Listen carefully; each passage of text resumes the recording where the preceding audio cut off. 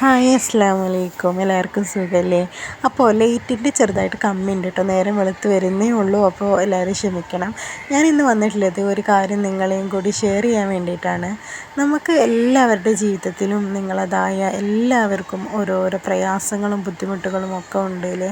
അപ്പോൾ നമുക്ക് എല്ലാത്തിനും ഒരു പരിഹാരം എൻ്റെ ഒരു അനുഭവത്തിൽ ഞാൻ പറയുകയാണ്. നമുക്ക് തഹജ്ജുദ് നിസ്കാരം ഒന്ന് പതിവാക്കി നോക്കൂ കേട്ടോ.